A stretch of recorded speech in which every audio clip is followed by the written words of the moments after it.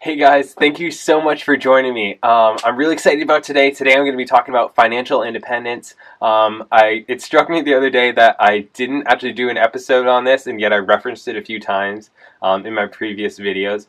So I'm going to go ahead and tackle this today and kind of explain what it is and kind of give a brief overview. We can't dive too deep into it, but yeah, let's jump into that. So, what is financial independence? Financial independence is the idea of saving up enough money that you're able to live off of that indefinitely. And there's tons of different strategies and ways to invest it, but that's pretty much the goal here.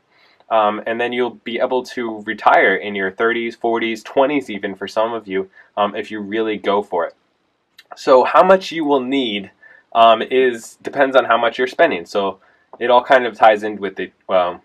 Ties into itself. So you're going to need 25 times your annual expenses. So if you're spending $40,000 a year, then you are going to need $1 million saved up.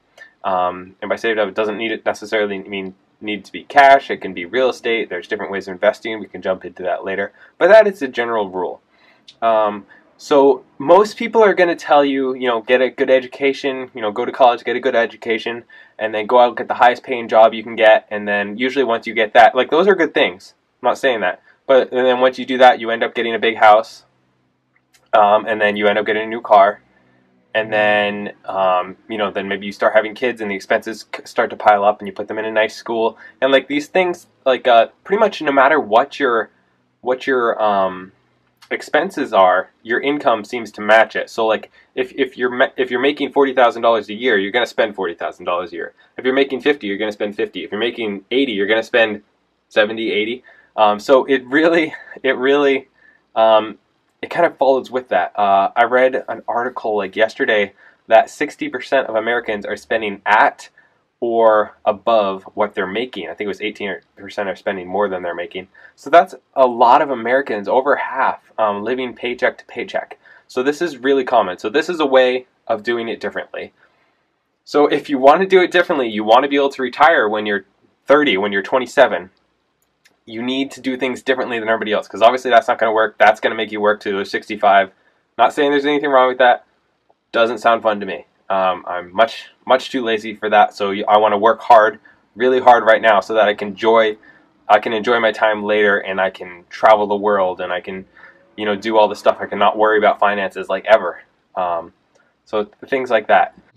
So the first thing to do will be to spend less. So spending less could be your housing, your car, your food, just everything in your life. You need to change it just a little bit from everybody else so that you can save more than everybody else. The ultimate goal here is to get to 50% of your income to savings. Now you might be thinking there's no way I can do to that. So you might be thinking there's no way you can do that, but it's really possible. Right now I'm at I'm at 80, 90%. Because I am literally getting paid. My housing is paying me. If you want to, you can go check out my house hacking episode. There's just so many great ways to do that. So house hacking would be one awesome way to cut out your biggest expense, which is usually your housing. There's also other ways to do it. You can get a smaller house if you have a nice house. So you can get a smaller apartment. You can Airbnb out a room. You can get a small house and then rent out a wing if you have a guest part of it. There's just so many ways to hack your housing, especially when you're young. A multifamily is an awesome way to start. I would highly recommend that. And then hacking your food. So it might be not going out to eat as much. Going out to eat might not seem like a lot, but it really, really adds up. And so if you focus, you live life focused on this goal and with a purpose, you can get your meals down to $2 a meal. And then that's $6 a day. That can really save you a lot of money, as opposed to going out to eat for $10 and then going out for a coffee at $15. It just triples if you start eating out of the house. So just think and shop wisely and that type of thing to really start saving money and let that accumulate so that you can start to invest that. So you want to start moving it down the scale. So that would be just some of the things you can do, is just think about that type of stuff. The next part would be earning more. Now, most people, how they're paying their bills is with the income from their work. So you want to make sure you make yourself valuable at work. You work hard.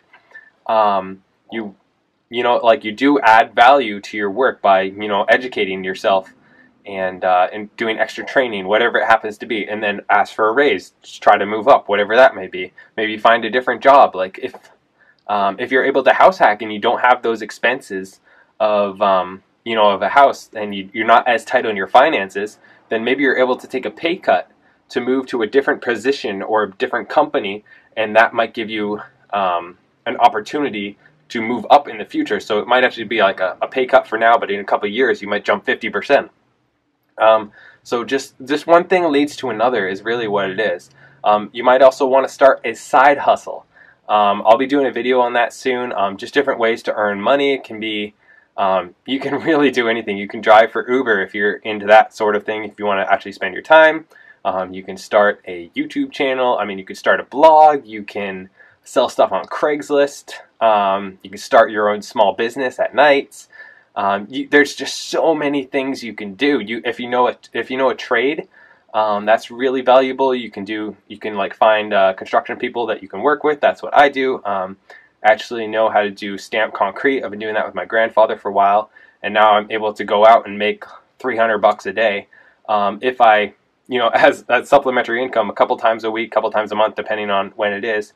So just find what you can take advantage of in your life, and then go out and do that, and keep adding and adding and adding, and then keep saving like crazy so you can reach that goal and be able to not have to work ever again. It's a lot closer than you think it is. This is attainable for anybody. I'm making a decent amount under the median salary right now, and I was able to get a multifamily and start snowballing this. So it's definitely achievable for you if you try and you optimize. I have to do a lot in order to get there. I cut out everything. If you just know that you have to do these things, it really makes you see everything differently. When you see that cheeseburger, you see I'm spending an hour of my life on this cheeseburger, as opposed to most people don't even think about it. Or I'm not saying don't ever go out to eat. That's just an example. Or you might be like, it's more the bigger things.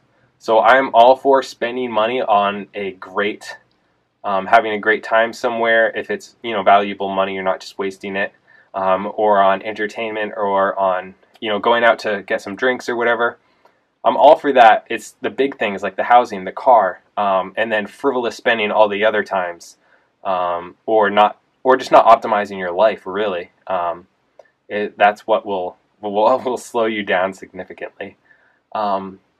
So we got spend less, we got earn more, and then we got investing. So you could invest if you have a little bit of money. I would recommend, again, this is my recommendation because it's worked out so awesome for me, would be to save up for a multifamily. So that might not take as much as you think. It might be 15 grand. I usually like to wait until I have about 25 grand so that I can use the 10 to 15 on the house and still have a good buffer just in case of emergencies, or in case something happens with the house, or just so I'm not as tight. So that might sound like a lot of money, but if you start doing all these other things and you start saving, in 2 years I'm going to have enough for my first multifamily, and then after that I'm going to have no housing expenses. You can get the next one so much sooner. So that would be what I would recommend there to start saving up. There's also, you can put it in stock market, like a low cost index fund. I think it's Vanguard. I wrote it down. VTSMX is like a low cost index fund. It's all the markets, all the companies in America pretty much is what you're investing in. So as long as America doesn't crash, you're going to be fine. And if it does, you're going to have bigger issues than that anyways. And then as long as you're investing for the long term and not like I'm going to need my money back in 3 years, but what if the market's down 20% at that time? So as long as you're thinking long term, it's going to continue to grow.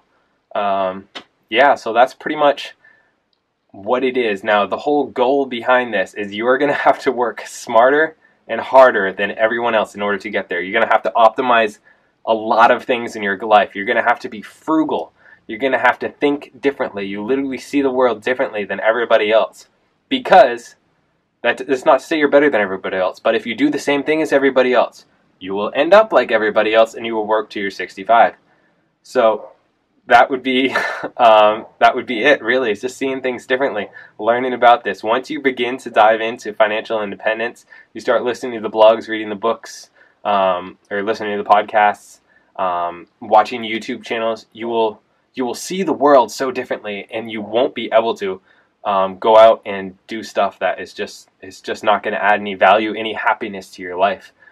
So while being frugal and saving up for all this does not mean that you're like, ho-hum, you're depriving yourself, you're living a miserable life. For the most part, you can live a lot cheaper than you think you can, and really enjoy it. So it's not like you're depriving yourself. You're just saying, I'm content with doing this. I don't need all this other stuff to make me happy. So it's actually a good personal development tool, because I've noticed that when I practice self-control and I really like delayed gratification and that type of stuff, you really find yourself a lot happier when you're saying, like, I found this shirt that I like, or I found this whatever that I like, but I'm not going to get it. I'll come back to it in a week if I still want it. And you notice I'm just as happy without whatever that is. And it also makes you notice how happy your life can be just living with your family, with your friends, with your experiences. And I am all for experiences. My goal is to see most of the world for as free as possible through travel hacking. That's another thing I'll be doing an episode on. So right now I'm going to be going down and seeing my sister and my nephews and nieces in Florida for pretty much free. It'll be like $10 or something.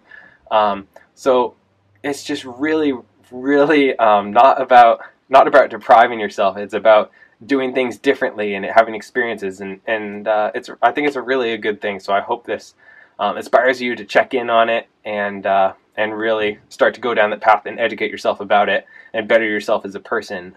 So I'll be trying to help you as much as I can through that. And that's about it. So I wanted to give a shout out to my nephew Paul. He wrote me a note. He said, Uncle Gabe, I saw your videos. I love you. I love you too, man. Thank you very much for watching. Happy belated 7th birthday. And Titus and Lizzie, shout out to you guys too. And I hope you guys have a good day. As always, thank you for liking and commenting and subscribing, and I hope you have a good day.